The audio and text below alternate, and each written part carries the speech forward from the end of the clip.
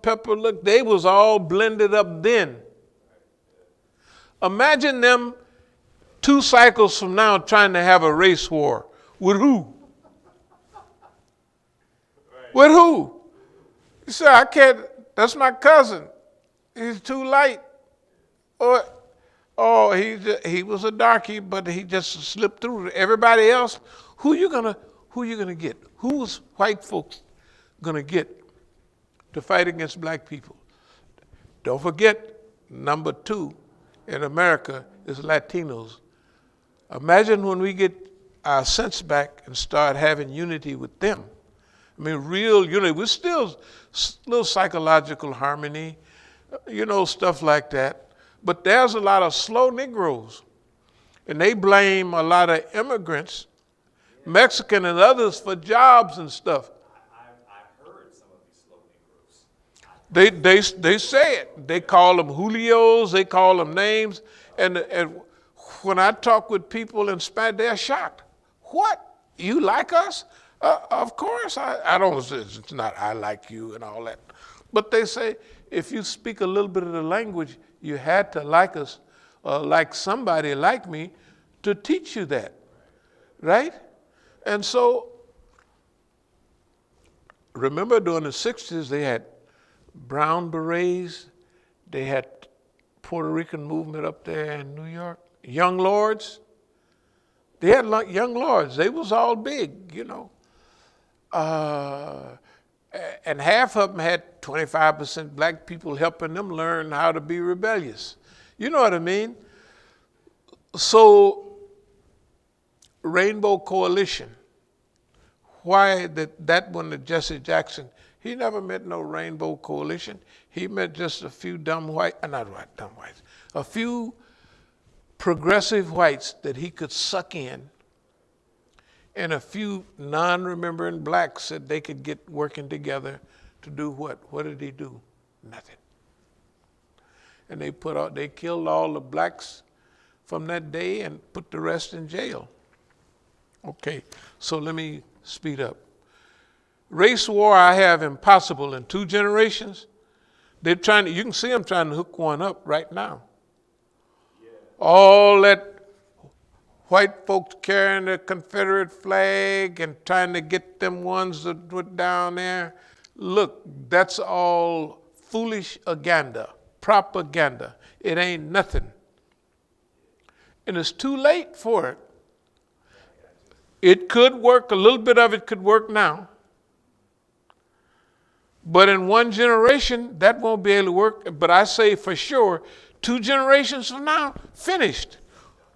It ain't gonna work. Number one, white people will be too deluded. And all the Negroes from Oakland, Berkeley, New York, everybody is not working in a black community and everybody is not working in a white community. All the working people are working together.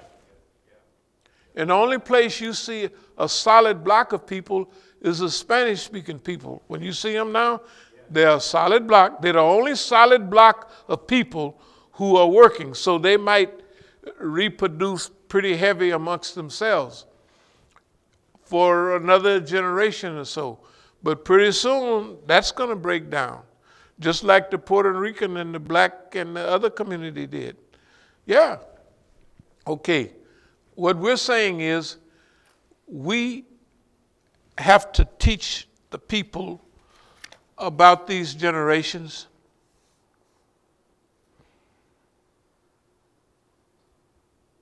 Okay. So historical tilt. I have a little historical tilt here in our direction. The historical tilt, now let's say is straight up, but it's tilted in our direction. The historical tilt. People are finding out about, in the media and everywhere else, about Zionists.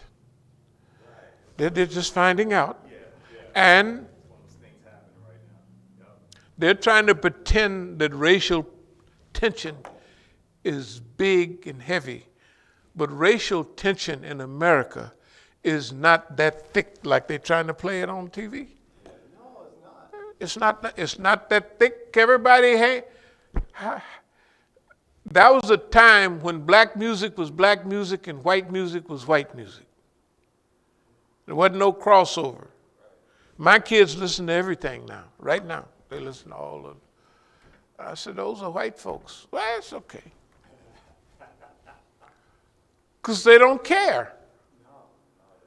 They don't, in fact, my family, my kids, and they're the newish generation. One is 18 or 19, the other one is 23 or something. Maybe even 24. But they say, Dad, you got to stop, you sound racist. You know, like the way I talk, and it's not new me, it's all the people on the radio talk about how their grandparents talk. They said, my grandparents sound like racists. They calling people greasers, and then they calling them niggers, you know. And I said, well, what do you want me to, because I say white folks this, and I don't say, maybe even Peckerwoods every now and then. I said, well, what do you want me to call them if I don't call them white folks? Because they don't say white folks. They say, so I don't know what they say. But they don't make that same distinction. And if you watch them watching TV, they'll watch mixtures of, say, y'all watch white folks? Sure, what the heck? To them, it's no big deal. So one more generation, they couldn't produce a race war, even this generation. I don't think they could. Remember the demonstrations we went to? Black Lives Matter? If we got 25% of them, you couldn't produce a race war. Of course, what was it? 85% white kids? 80? 75? The blackest one I seen had 60% Negroes. That's the blackest one out of all of them. And that was a personal one, just walking around and saying, oh, over the southeast somewhere. It wasn't nowhere. If white folks could get there, they was there. So they're talking about a future race war, and that ain't gonna fly. It ain't gonna fly if all the white folks' kids just come out and said, hey, we're with you, which they would. Then there would be 5 Negroes over there with these crackers, these Peckerwoods, you know. And the kids, you said, your injustice system is this, that, and other. They said, that's what we was out here with you about. Killing you. They're not killing us.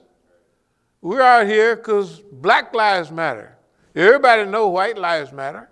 But we are, you know what I mean? All of their mathematics is not going to work anymore.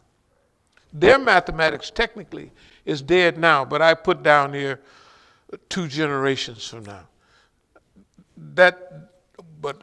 I'm using 20 years, I'm using 40 years from now. By that time, you'll have to have a test to see whether you're white or black, I believe. You know,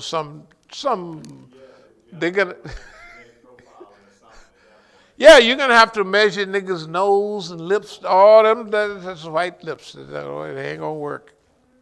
But I'm black. I say, you know, just also, I don't know, you wouldn't remember those programs like Oprah from the 80s and 90s, where they had white people, you know, when you look at them, those are black people? And they was black, and with black, no, I'm black. And I sit down here listening to these crackers talking about da-da-da-da-da, and I don't say nothing. I just suck it in. These is white people that are classified. They can't convince nobody that they black. This is from 20 years ago. So you know how it is now. And when I would look at them, I said, those are white people. But you know the octoroon, if you only have 1/8 black, you know what I mean? You know you black because your mama was black, or all your relatives over there, they all black. So you just, I'm black, you know. But when you go amongst white folks, they don't say, Hey, they don't know you black till you have a big party and everybody there, half the people as Negroes, and then they say, how did these people get here? Well, I invited them, that's my cousin. Then they know, but there's a group of white people, and I'm looking at, I said, I would never, never, never. And they have to listen to that stuff in the office about them niggas, they smell, they this, that, and other. And they sitting there, they don't say nothing. They might say, yeah, them niggas, look at them niggas over there. Chimpanzees and monkeys, they black. They call themselves black. When they go home into a black environment. Okay, so the point is, we're making this decision to go public in this stage because for several reasons. Number one, this stage is passing. We don't have no guarantee about tomorrow. And so this portion of history have to be categorized by us, the ones that participated in it, because nobody else knows it. You see, nobody else knows it. So maybe in 10 years, wouldn't nobody know but me. And then who's going to believe? So we're doing this right now. This is our next phase. This is our next phase right now, to unify the idea of the black liberation movement and the whole human movement. You see what I mean? The same stuff we've been talking about, let's see, for years. During this period of global evolution, we are reaching out to all peoples of goodwill who wish to participate in the effort of global redesign. Toward achieving this ultimate vision, we are working diligently to reform even those who have worked and cooperated with Zionists. That's the other Negroes we talk about. Okay, you got to remember, this is 2011.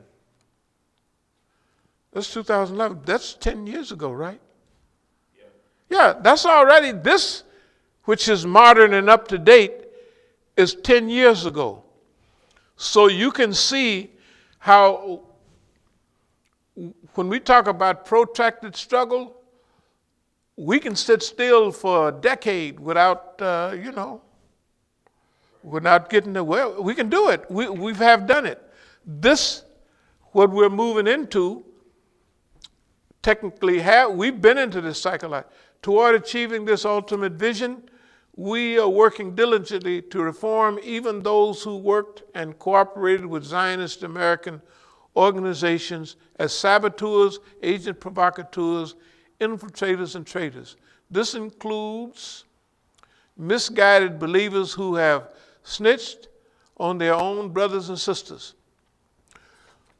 Up here, together we must develop a plan of action and work with missionary zeal to bring about and play a part in a role in the earth liberation movement, which aims to free the earth from the parasitical behavior of man, establish a non-predatory system of interconnected global harmony, nurture and further a culture of earth first custodianship, like even in the Bible they talk about more when they talk about man, instead of man being dominion over the fowl of the air, the fish of the sea, and everything that crawls it. It talks about stewardship now. Okay. Earth first custodianship. Understand and respect the rights of the earth, which should be treated as a living organism, which finally people woke up. I remember white folks had a program on the National Public Radio. Do you know that the earth is a living organism? I said, boy, that guy is fast. You know, that it's alive. You know what I mean? Yeah. That the earth is alive. It's living, breathing, sucking in oxygen, sprinkling stuff up, and it's alive. And that brilliant cracker, anyway, For somebody in whatever that was, 15 years ago, 20, to finally realize that the earth is alive is insanity. If you put a seed in it, if it was dead, nothing could grow out. It has to be alive to produce anyway. All right, so treated as a living organism, which it is, and envision and actualize global redesign for the 21st century. Okay, this is when we walk in the door. We've been doing this all along. Ever since you've been here, we've been working on this type of project. But now we're focused on it. We're moving on it. We're not, all of that, what's the Negro stuff that they did in the past, it's not on our calendar. It's not on our calendar. Mukhtar and Khadijah are not on our calendar. We will go back